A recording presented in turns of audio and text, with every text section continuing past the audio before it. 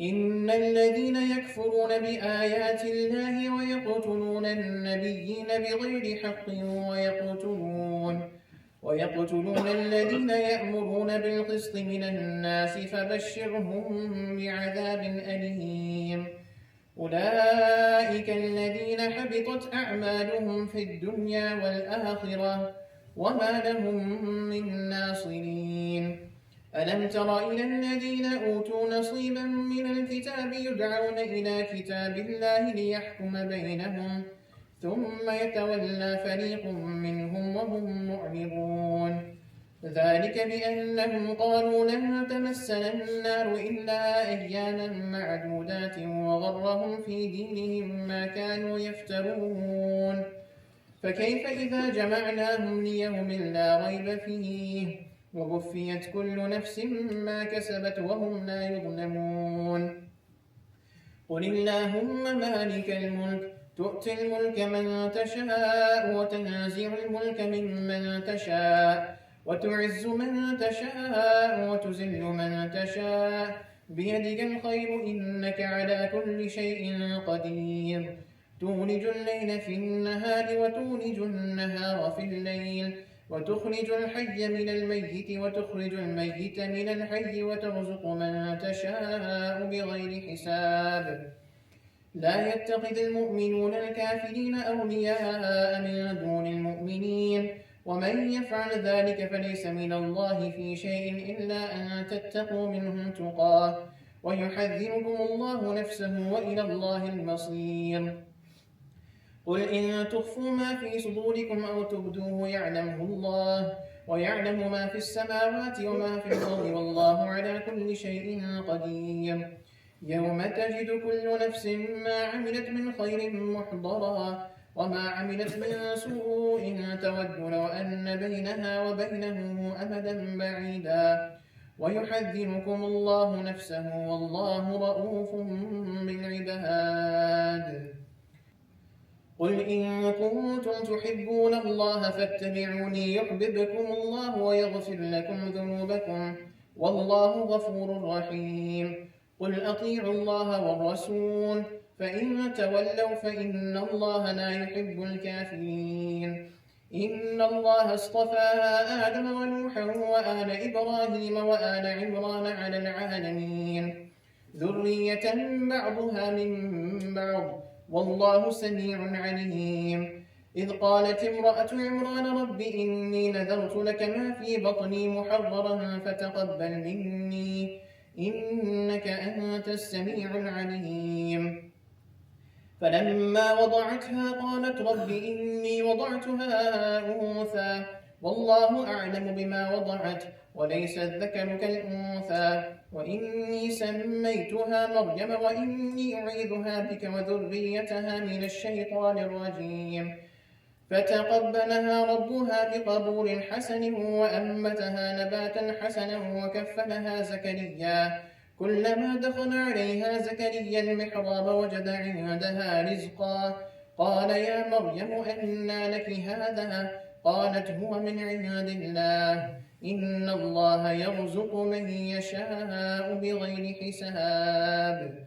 هنالك دعا زكريا ربه قال رب هب لي من لدنك ذرية طيبة إنك سميع الدعاء فنادته الملائكة وهو قائم يصلي في المحراب أن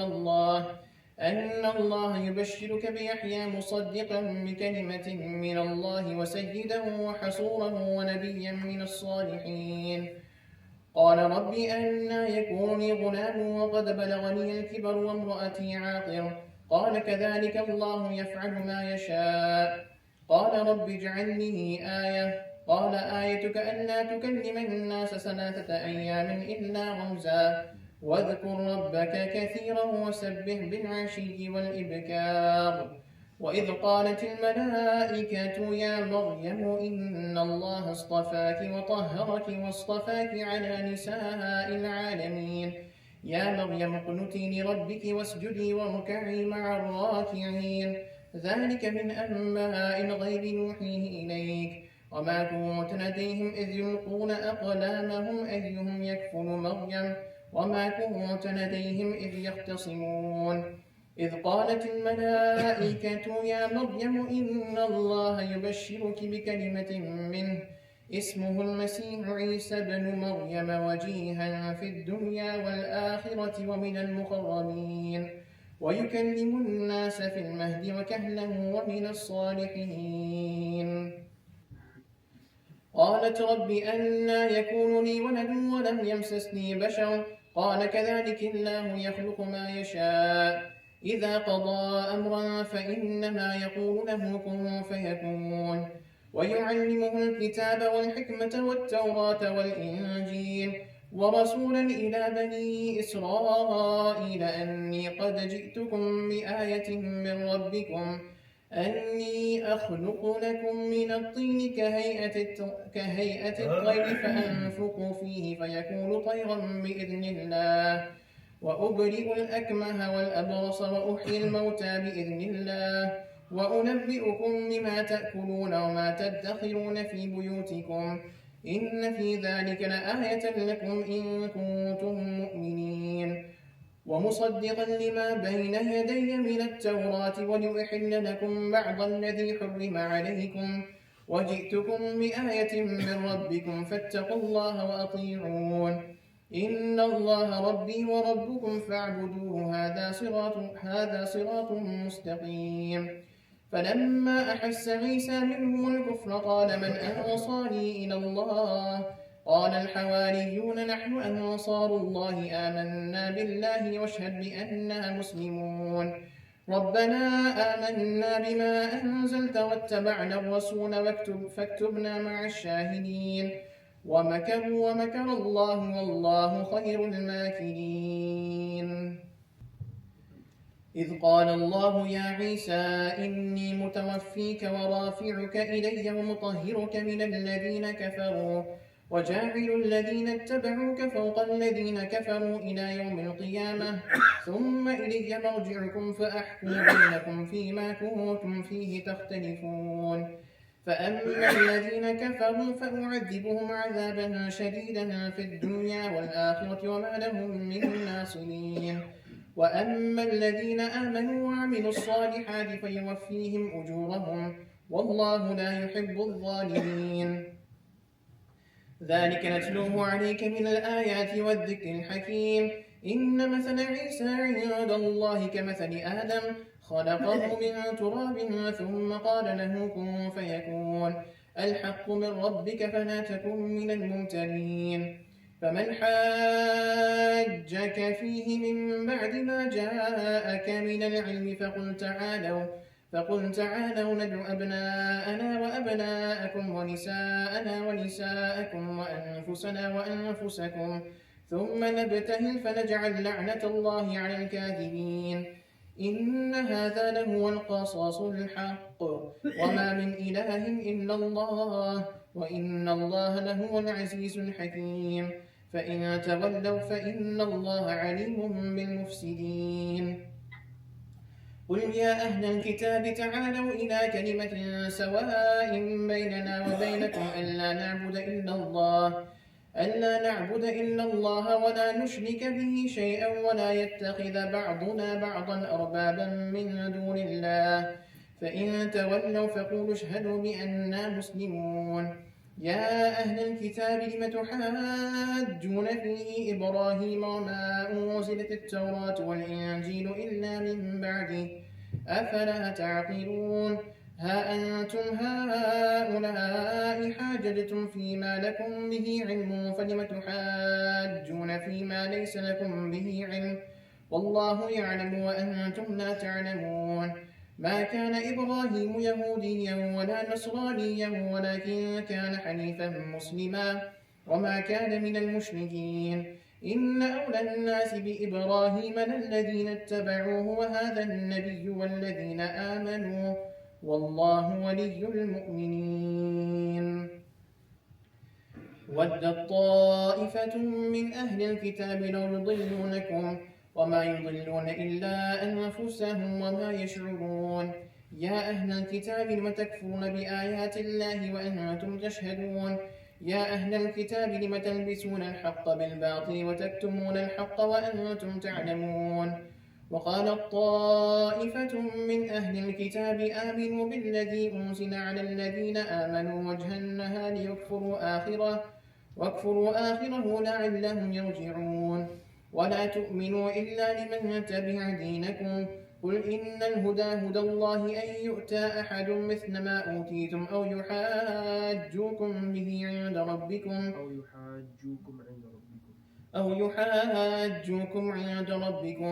قل إن الفضل بيد الله يؤتيه من يشاء والله واسع عليم يختص برحمته من يشاء والله ذو الفضل العظيم ومن أهل الكتاب من إن تأمنه بقنطاره يؤديه إليك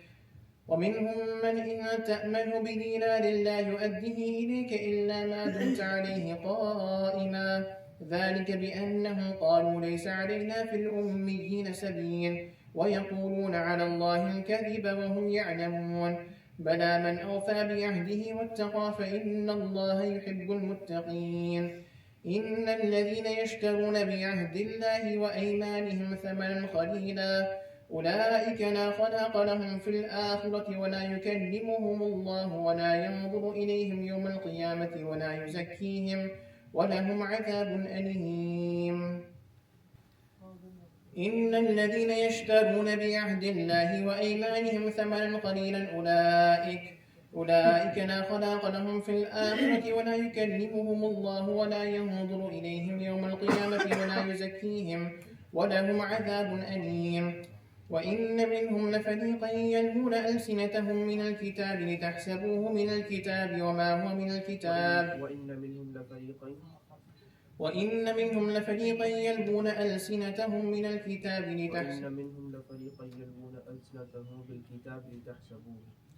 وإن منهم لفريقا يلبون ألسنتهم من الكتاب لتحسبوه من الكتاب وما هو من الكتاب وإن منهم لفريقا يلبون ألسنتهم بالكتاب لتحسبوه من الكتاب وما هو من الكتاب ويقولون هو من عند الله وما هو من عند الله ويقولون على الله الكذب وهم يعلمون ما كان لبشر أن يؤتيه الله الكتاب والحكم والنبوة ثم يقول للناس كونوا عبادا لي من دون الله ولكن كونوا ربانيين بما كنتم تعلمون الكتاب وبما كنتم تدرسون ولا يأمركم أن تتخذوا الملائكة والنبيين أربابا أيأمركم بالكفر بعد إذ أنتم مسلمون وإذ أخذ الله ميثاق النبيين لما آتيتكم من كتاب وحكمة ثم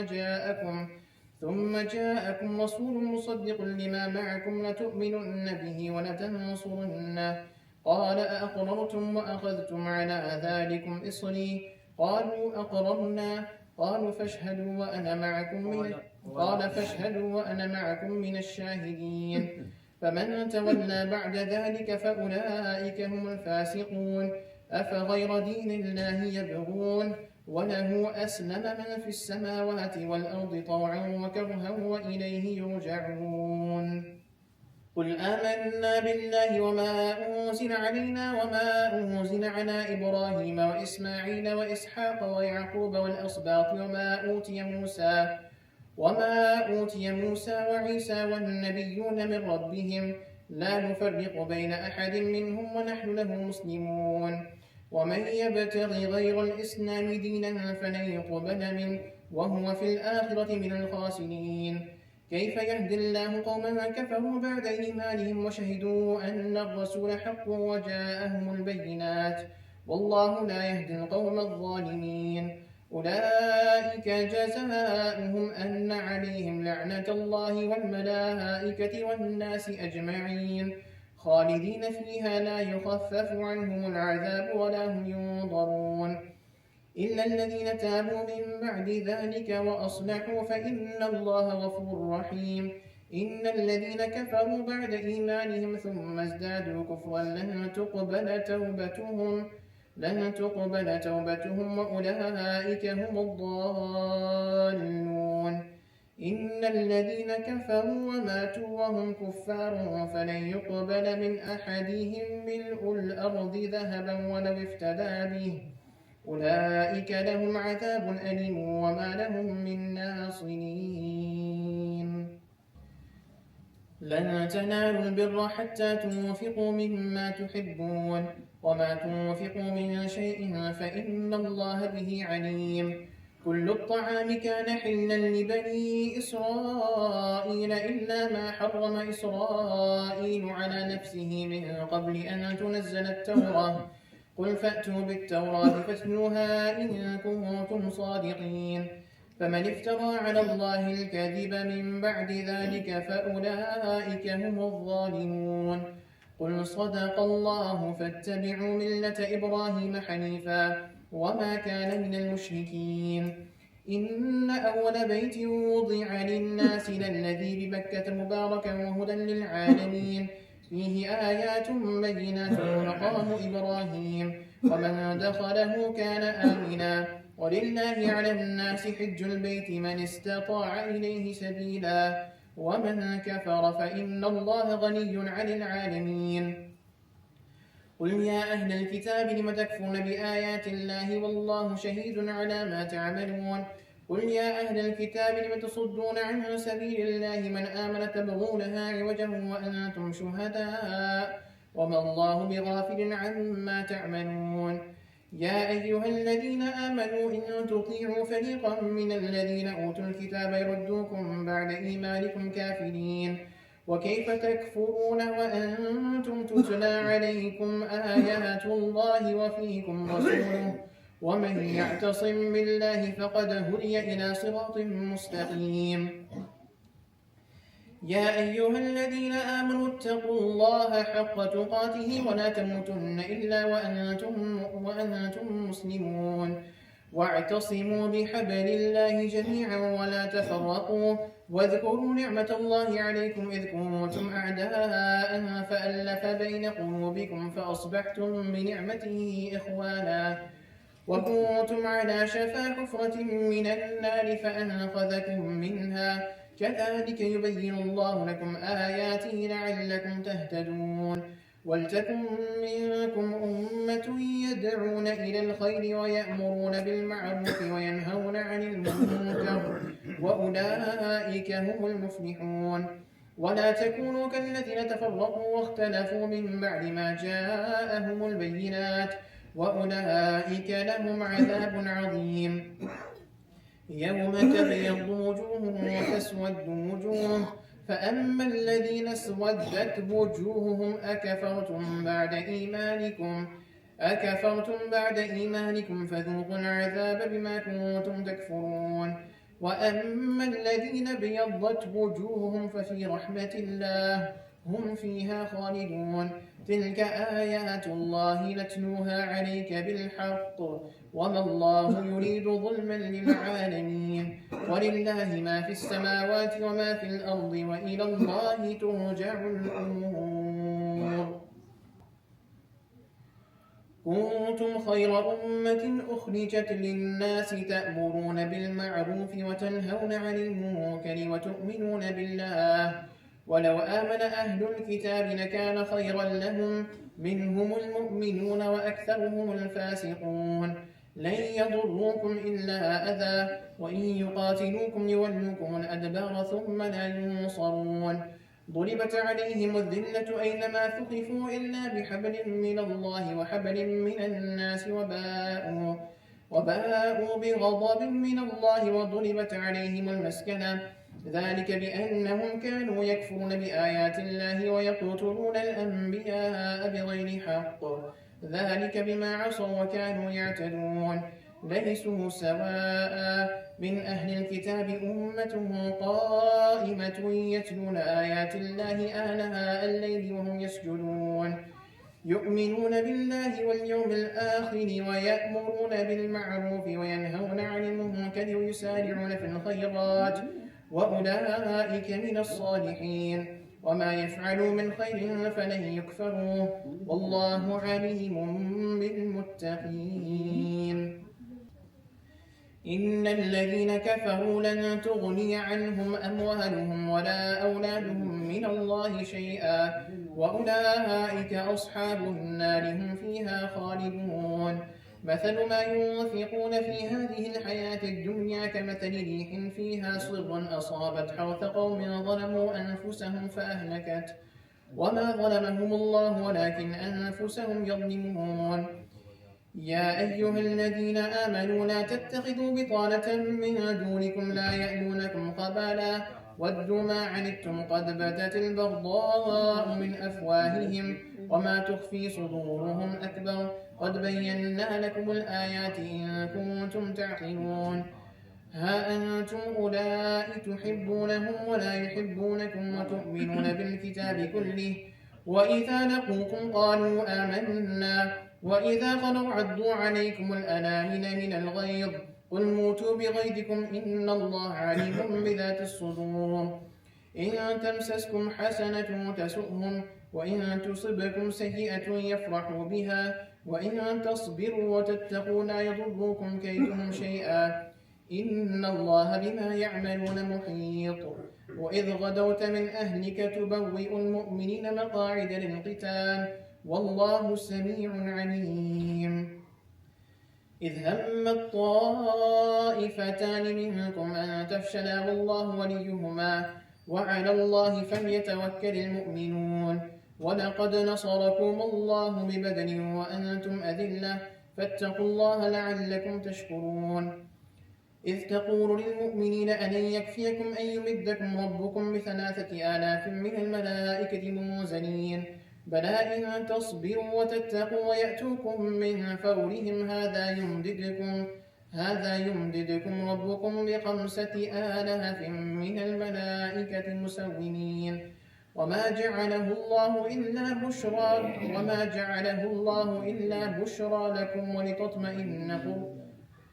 جعله الله إلا بشرى لكم ولتطمئن قلوبكم به وما النصر إلا من عند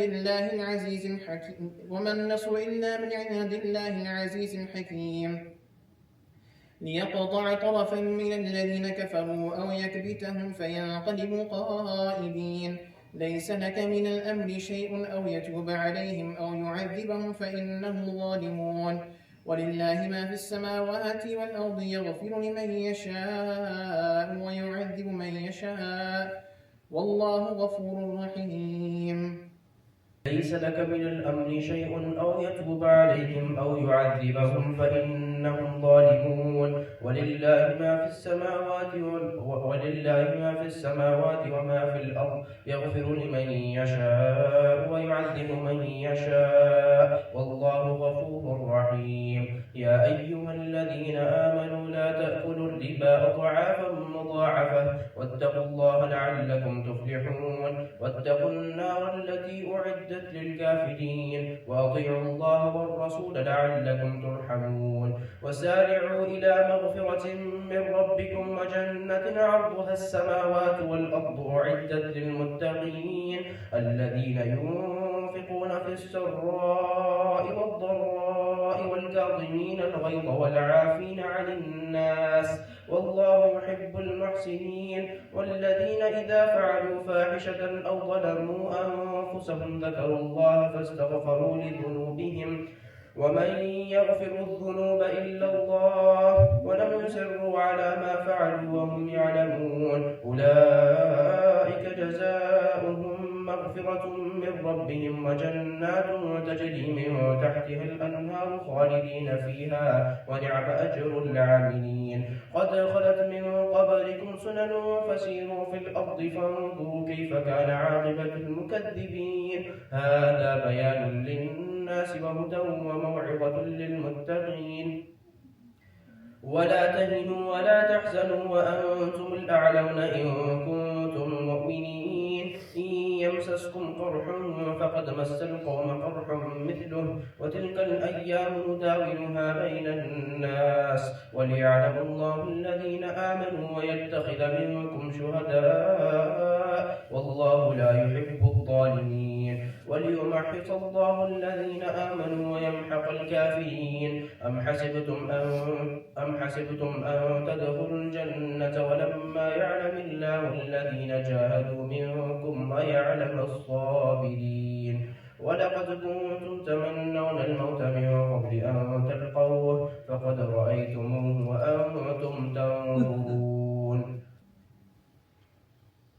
وما محمد إلا رسول قد خلت من قبله الرسل أفإن مات أو قتل انقلبتم على أعقابكم ومن ينقلب على عقبيه فلن يضر الله شيئا وسيجزي الله الشاكرين. وما كان لنفس أن تموت إلا بإذن الله كتابا مؤجلا ومن يرد ثواب الدنيا نؤته منها ومن يرد ثواب الآخرة نؤته منها وسنجزي الشاكرين. وكأي من نبي قاتل معه ربيون كثير فما وهنوا لما أصابهم في سبيل الله وما ضعفوا وما استكانوا والله يحب الصابرين. وما كان قولهم إلا أن قالوا ربنا اغفر لنا ذنوبنا وإسرافنا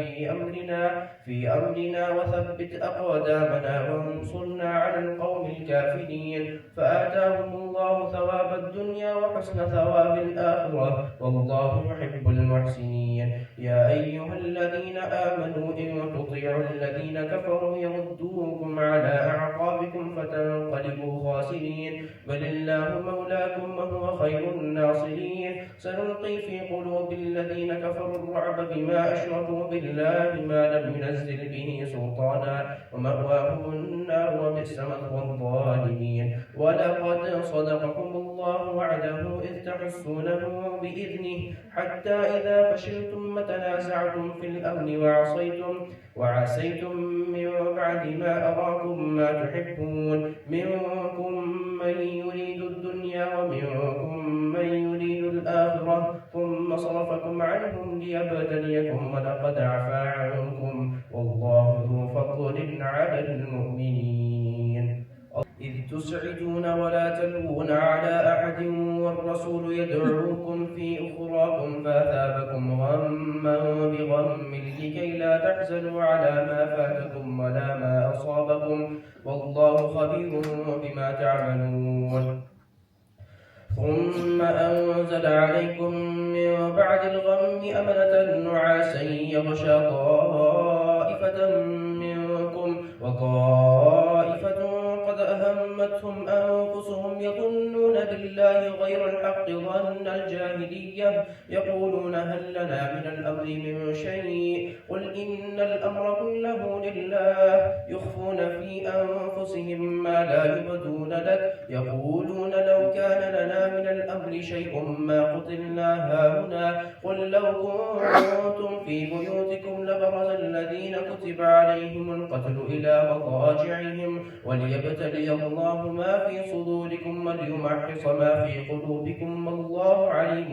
بذات الصدور. إن الذين تولوا منكم يوم التقى الجمعان إنما استزلهم الشيطان ببعض ما كسبوا ولقد عفى الله عنهم إن الله غفور حليم. يا أيها الذين آمنوا لا تكونوا كالذين كفروا وقالوا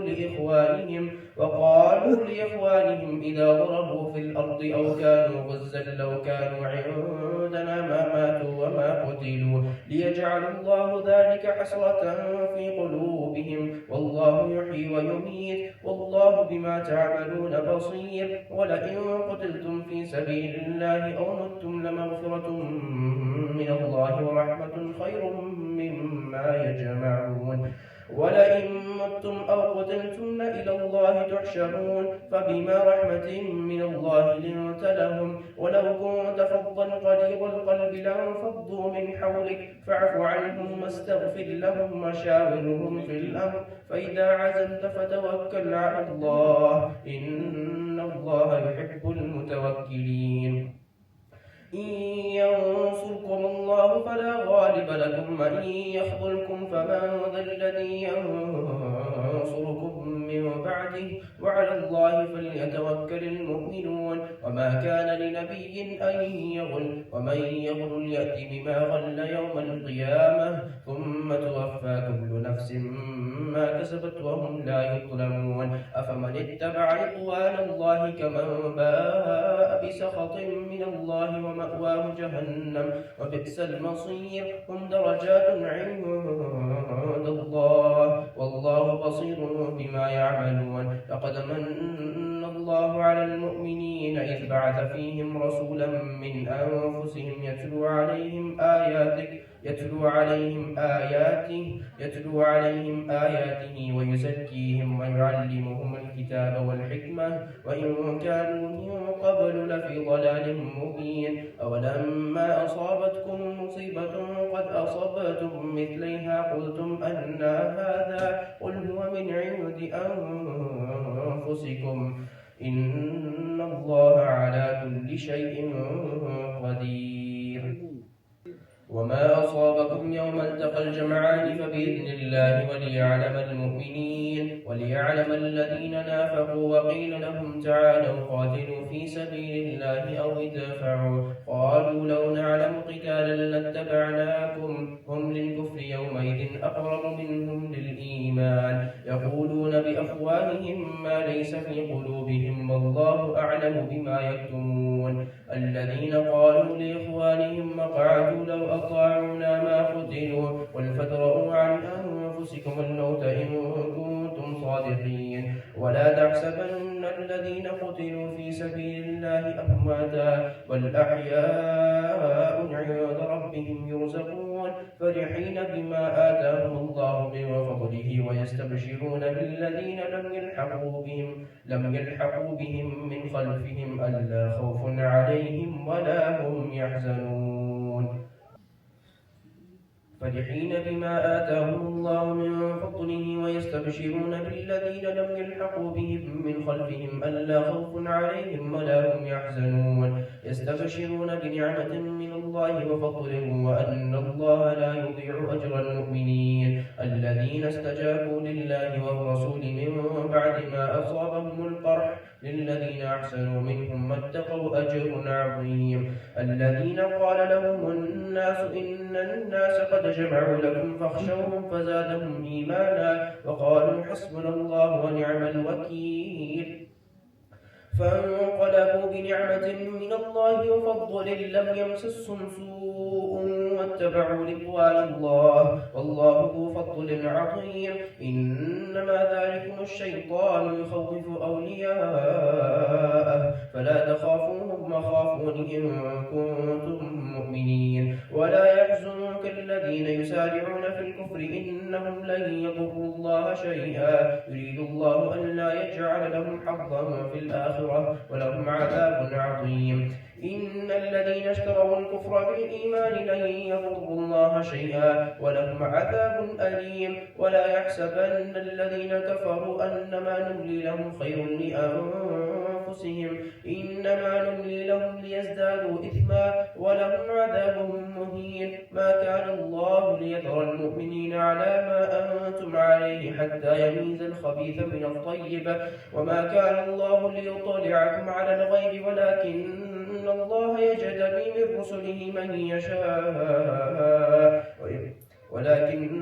الله يجتبي من رسله من يشاء فإن يتوبوا يكن خيرا فآمنوا بالله ورسله وإن تؤمنوا وتتقوا فلكم أجر عظيم ولا يحسبن الذين يبخلون بما آتاهم الله من فضله هو خيرا لهم بل هو شر لهم سيطوقون ما بخلوا به يوم القيامة ولله ميراث السماوات والأرض والله بما تعملون خبير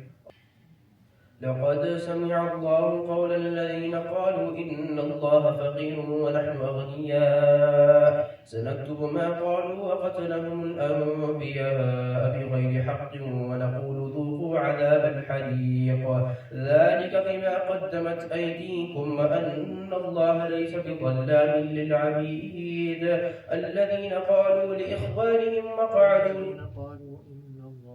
الذين قالوا إن الله عهد إلينا ألا نؤمن لرسول حتى يأتينا بقربان تأكله النار قل قد جاءكم رسل من قبلي بالبينات وبالذي قلتم فلم قتلتموهم إن كنتم صادقين فإن كذبوك فقد كذب رسل من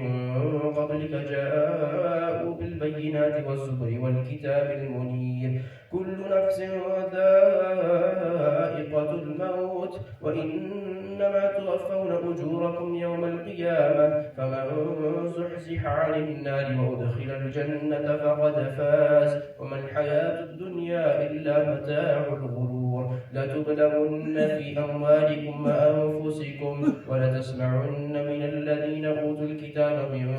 قبلكم ومن الذين أشركوا أذى كثيرا وإن تصبروا وتتقوا فإن ذلك من عزم الأمور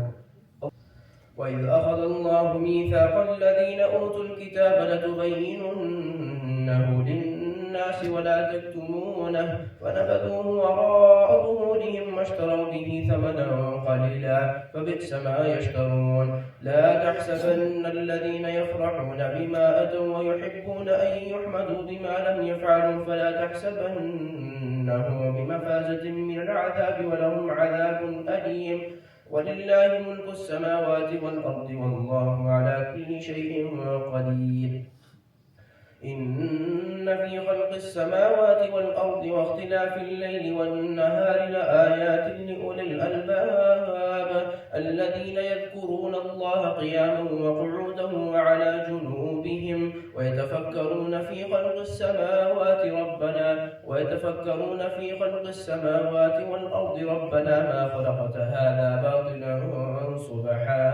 سبحانك فقنا عذاب النار ربنا إنك من تدخل النار فقد أخزيته وما للظالمين من أنصار ربنا إننا سمعنا مناديا ينادي للإيمان أن آمنوا بربكم فآمنا ربنا فاغفر لنا ذنوبنا وكفر عنا سيئاتنا وتوفنا مع الأبرار ربنا وآتنا ما وعدتنا على رسلك ولا تخزنا يوم القيامة إنك لا تخلف الميعاد فاستجاب لهم ربهم أني لا أضيع عمل عامل منكم من ذكر أو أنثى بعضكم من بعض فالذين هاجروا وأخرجوا من ديارهم وأوذوا في سبيلي وقاتلوا وقتلوا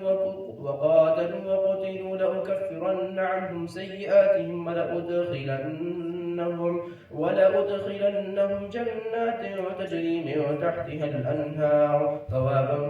من عند الله والله عنده حسن الثواب لا يغرنك تقلب الذين كفروا في البلاد متاع قليل ثم مأواهم جهنم وبئس المهاد لكن الذين اتقوا ربهم لهم جنات تجري من تحتها الأنهار خالدين فيها نزلا من عند الله وما عند الله خير للأبرار وإن من أهل الكتاب لمن يؤمن بالله وما أنزل إليكم وما أنزل إليهم خاشعين لله لا يشترون بآيات الله ثمنا قليلا أولئك لهم أجرهم عند ربهم إن الله سريع الحساب يا أيها الذين آمنوا اصبروا وصابروا ورابطوا واتقوا الله لعلكم تفلحون